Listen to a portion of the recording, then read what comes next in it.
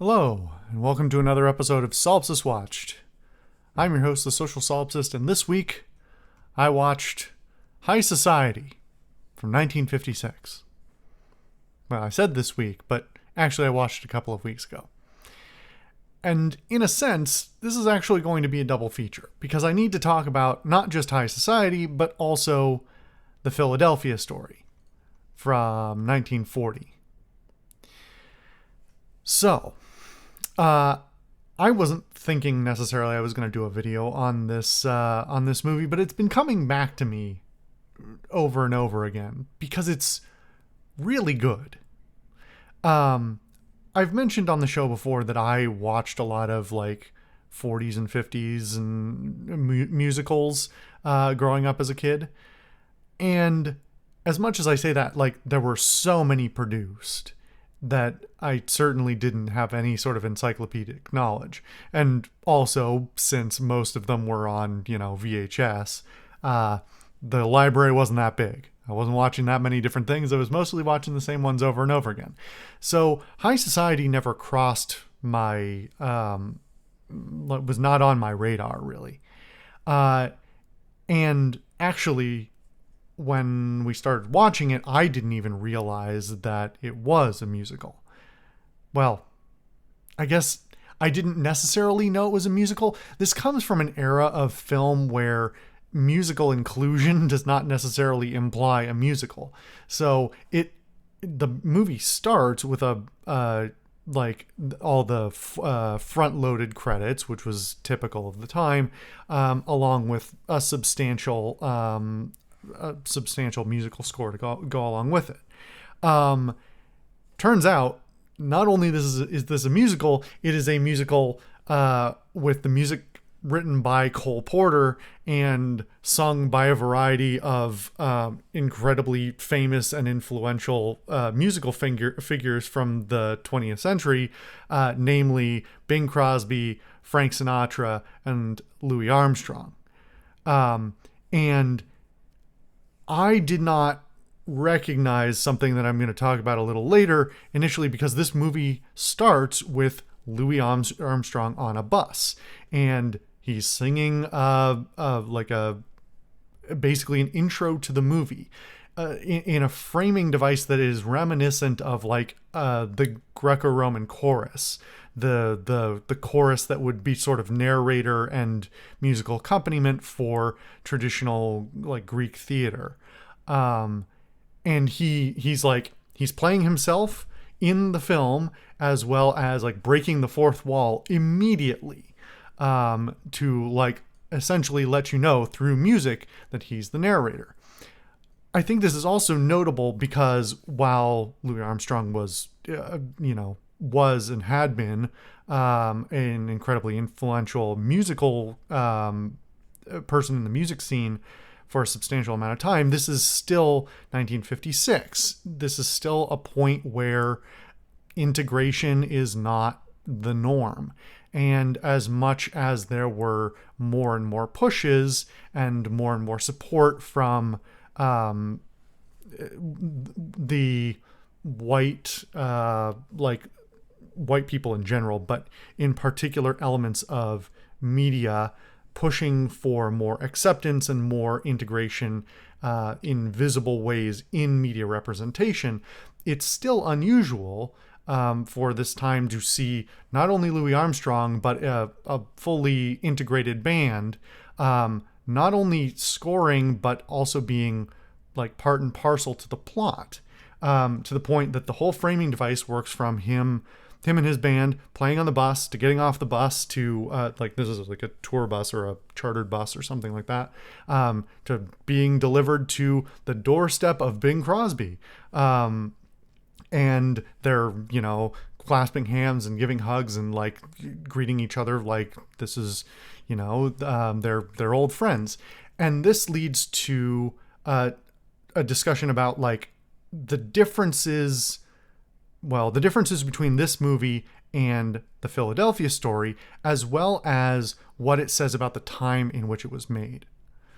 Now, 16 years apart doesn't necessarily feel like a huge amount of time, but especially for, well, America between 1940 and 1956 had a dramatic set of changes, socially, economically, etc. Where the 1940 is really the tail end of the Great Depression, and has a certain social attitude towards economics and rank, or class. The 1950s, 1956 is much more, a much less directly stratified economic scenario, and one that is much more concerned with the continuation of sort of American growth, where like the 20s through the 40s was really sort of like the end of an era for a certain social class of extremely wealthy. It's weird to say that in current economic context, but so-called like lords and ladies of the United States. That in the post-war era, the economic booms that followed and the growth of the middle class really led to a lot less focus on that level of social stratification and more towards a whole bunch of other social issues. I mean, the continuing role and growth of roles for women in society, as well as the continuing fight for equality and reintegration of Black America and non-white America more generally, especially in the aftermath of World War II, where it was possibly more than ever shown that, you know, the like very overtly that there was this stratification and this sort of continuing problem of exclusion for non-white people. Anyway, I'm getting too deep into the weeds of the history here, and I could be here all day. The point being that in this opening scene of the movie, the reason why in the plot that Grace Kelly is no longer with Bing Crosby is because Bing Crosby, a formerly wealthy and elite, like, you know, old money man, has stooped, I'm doing air quotes here, to being a composer and performer of jazz music. Jazz music still having a social stigma around it due to its typically being associated with Black America rather than being, you know, it was, and in some ways continues to be, a racially stratified genre of music. And so especially in the context of the Newport, Rhode Island, like still very old money white folks thing, the idea of him not only being associated with and working directly with these sort of more socially aware and more less stratified elements of society, and then bringing it to Newport to be enjoyed or understood by the people who are there. The framework there is very different compared to the Philadelphia story. Now, I'm going to try not to spend too much time talking about the Philadelphia story because it's a movie all its own. And while I don't think it bears its own video, I watched it a few months ago. At this point in the movie, I don't realize that this is based on the Philadelphia story. It's only 20, 30 minutes later, I start to make the connections and go, wait a minute, we've seen this before. I swear that this same plot I've watched recently, and then I realize more and more as it goes by that this is sort of a reworking of the Philadelphia story. The Philadelphia story, by comparison, is a very sort of embedded in the 30s and 40s social attitudes towards, and very focused on the social stratification between old money and new money, the people who had money for a long time in the nouveau riche. And it is critical of both sides, both, these old money people who are stuck up and are like not aware of the world around them and these sorts of things, while also being critical of, well, ultimately of this nouveau riche character who in this case, Katharine Hepburn's character, who's the original player of the character who Grace Kelly plays in High Society, he's a stick in the mud. He's sort of like still representative, even though he's nouveau riche, and even though he's got this chip on his shoulder from being looked down upon by these old money people. He still represents a very like socially regressive and restrictive element, especially when talking about women. And because of who Katharine Hepburn played both before and after this, Katharine Hepburn is a really interesting but complicated actor in terms of her ability or inability to play certain types of characters, because she has that mid-Atlantic, very sharp mid-Atlantic accent that gives her a certain sort of sound to her voice that makes her sound sort of both very terse, but also sort of I don't want to just say high society, if that's the word that keeps coming to my brain. She sounds like she's from an upper class. She sounds like she's part of a certain social circle. And I could talk about the Philadelphia Story for a while here, but as much as I sort of like the Philadelphia Story, I think it falls apart because of some of the castings. While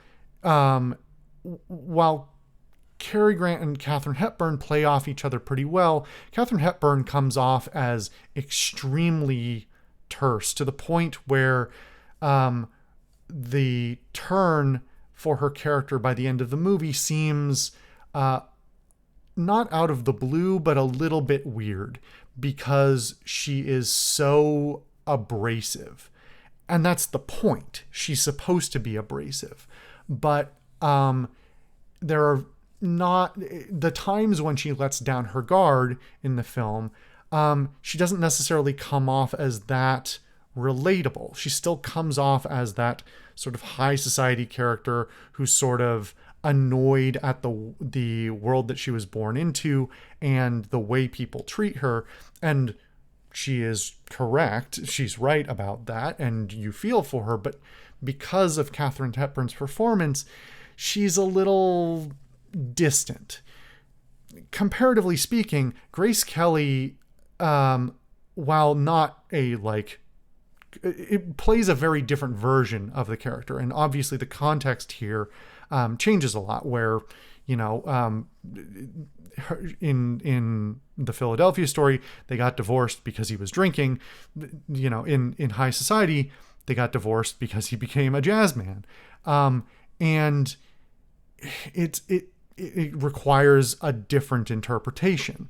I think that ultimately the Philadelphia Story is not that compelling to me because it is played very straight. It's played very terse. There are very few moments of levity. It is kind of emotionally draining. And as much as you might feel for the characters, and as much as it deserves a lot of credit for a very tight script, and a very well-written script, and some pretty good performances, it doesn't leave a lot of room for enjoyment for want of a better phrase.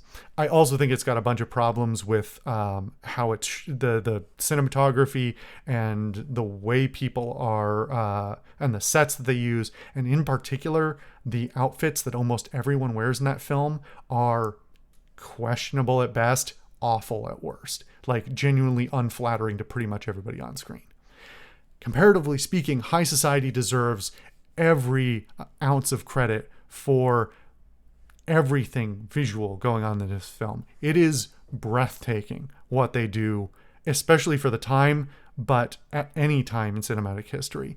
The sets that they built are beautiful. They give these colorful, detailed ideas of a high society house. And while obviously a high society house would not be as flashy as that, it is like a genuinely breathtaking sight. And there's more than one time during the film, I'm like, oh my goodness, look at this set. Look at how they're, look at all the work that was put into making this. Look at all the little details. Look at all the set dressing. Look at the colors. Look at, look at how they're filming it, because they also do so much to capture it with the full frame of the film. These really pulled back but still dynamic shots, because the camera moves with the characters to sweep across the sets and show them off. It's incredible, and everybody is dressed up all the time, even in early scenes where they're in relatively casual dress. Like, everybody's been costumed immaculately. It's just all the time, looks great, really flattering to everybody who's wearing whatever, and just a sight to behold at pretty much all times. To get back to talking about the cast a little bit, like I was saying, I really like Grace Kelly for this role. She plays a much less abrasive character, and she does lose some of what I would say is an important element of the character from the Philadelphia story. With her being more, she's still a smart woman. She's still aware of her situation. She's aware of like who has the power and the social standing that she has as a woman, even with money of her own, and the standing that her family has, and the standing that like old money people have, regardless of how much money they continue to have, what that means for her, both in the past and in the current time when we're watching this, which the movie only goes about 24 hours, and then what it's like in the future, or what it might be like in the future for her. And I would say that Grace Kelly is a little bit too, she's too pretty, and she's too sort of, I don't want to say helpless. It's weird to say, it's weird to think about, because earlier in the movie she presents more standoffish, but still, you're still like, the visual still says this is still a beautiful high society woman, less so than in the Philadelphia story, where Katharine Hepburn comes off more standoffish and unapproachable, and like somebody who is a little less welcoming, and yet I think, well, I know I like High Society better because production wise it's incredible, but I also think that the casting and then the music bring so much more to this story. The runtime is not dramatically longer, and there are a bunch of songs in this film. So obviously that means they had to cut out a bunch of content, tighten it up, either eliminate subplots or just make things more concise. But I didn't feel like anything was missing. Now, in fairness, I watched the Philadelphia story some months ago, and the movie, unfortunately, has too much in it that's not memorable enough to me that it could be that there are important things in there that I'm just forgetting. But that doesn't change the fact that High Society doesn't feel like there's anything missing from it. It tells a story of its own really, really well. I have to say, like, the casting, I don't want to get too much into the comparative casting. But I also think, in addition to my hesitation about Katharine Hepburn, Katharine Hepburn needs some people to play off of. And unfortunately, James Stewart and Cary Grant are also of a certain era and a certain performance style that she is very much the star of the Philadelphia Story. Comparatively speaking, High Society is an ensemble film through and through, and everyone is excellent. Obviously, Bing Crosby and Frank Sinatra, I've talked about them in the past. They don't have the greatest range in terms of acting skill. Obviously, they're more musicians by trade, but that doesn't mean that they don't still have some ability to act. And their performances are excellent throughout this, not just in the musical numbers, but in playing the characters that they're meant to play, which frankly are basically just fictionalized versions of their real world selves. But they have so much more on-screen charisma than Grant or Stewart do, and they are so much more characters unto themselves, that while we are still following Grace Kelly and her trials and tribulations through trying to figure out how she feels about her ex, her fiance, and other people in her life who are coming in and out of her life, everybody else also has an equal role. Now, this doesn't make Grace Kelly, comparatively speaking, it can start to feel a little bit like Grace Kelly doesn't have the same agency that Katharine Hepburn does in her version of the movie. This is kind of true, but I don't think that Grace Kelly, this is not a movie that ends up happening to Grace Kelly. She still has agency as her character, and she still drives the plot ultimately.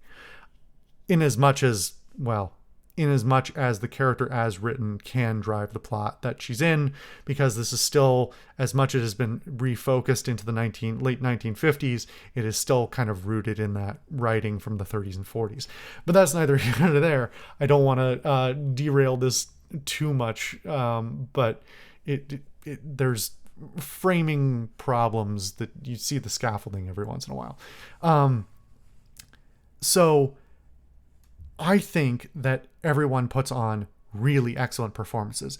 And while there are substantial portions of this film that are, as far as I can tell, basically taken word for word from the Philadelphia Story, there are also substantial inclusions, including a lot of comedy that makes this into like a screwball comedy musical. And it's a much more approachable, much lighter, much more enjoyable film without entirely losing the cultural and social criticism that was present in the Philadelphia Story and is reframed in High Society. Now, it comes off a little lighter than I would want. It is almost too approachable. And that's not that surprising to me based on the people who are involved in it and the actors and so on. But I still wish it had just at like 10% more edge to it, where it's really digging into the social issues. But, it's a pop music movie from the 1950s. It's really actually towards the tail end of like this golden era of movie musicals. Man, now I have to do some date checking, but like it's towards the end where, like, as of like the 60s, nobody's making movie musicals anymore, especially with like artists like the Rat Pack. The Rat Pack are sort of the standouts who sort of get by on it a little bit, but like the era sort of dies in the 60s. But anyway, coming back again to the cast, I love everybody in the cast. Everybody is more fleshed out. Everybody is a character unto themselves. Everybody's performance is so much more. I actually want to specifically shout out an actress I have not seen before, but and apparently didn't have a lot of roles. But Celeste Holm, who plays Liz, I believe, the female reporter, the photographer. She's excellent.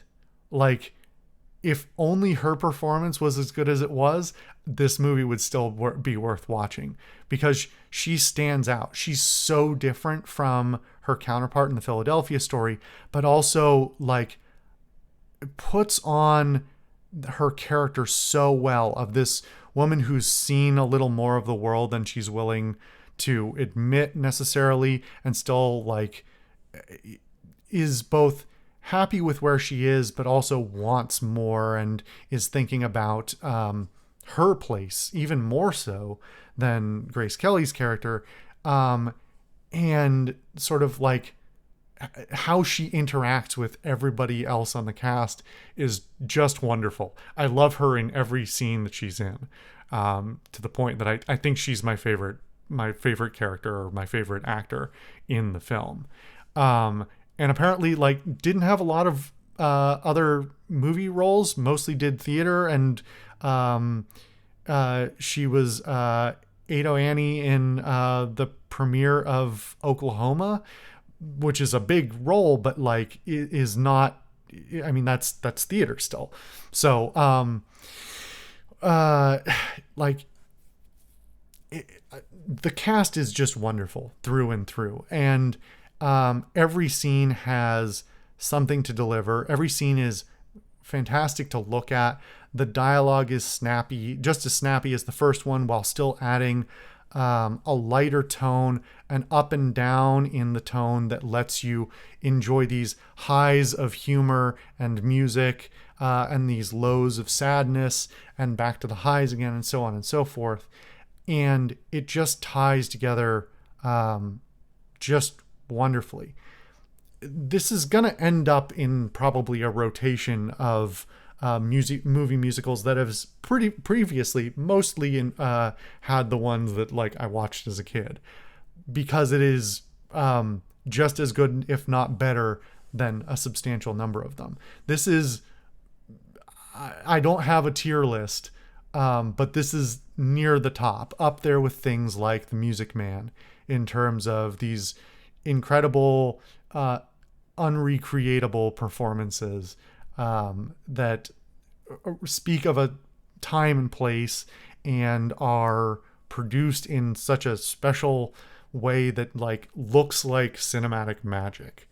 And as much as I could keep talking about like everything about this film being as good as it is, I don't want to drone on for ages and ages. I already mentioned Cole Porter scored this, and pretty much every song in this film is excellent. There are a few that are a little bit more there for their own sake than they are for the actual plot. They're not out of place, but they just don't quite fit in with the tone of the rest of the film outside of the musical number. So overall, though, it's really, really solid. And well, obviously being from the 40s/50s, it has some like historical issues, so shall we say, about both, social and cultural things, and so on and so forth. It's doing its darndest for the time. And I really, really appreciate it. So unless you feel that movie musicals are all horrible for some reason, because you're a stick in the mud or some such thing, I highly recommend you check this one out. I think it's excellent, and it will definitely be something I come back to in the foreseeable future. Anyway, I've been the Social Solipsist. Thank you guys for watching another episode of Solipsist Watched, and I'll see you guys next time.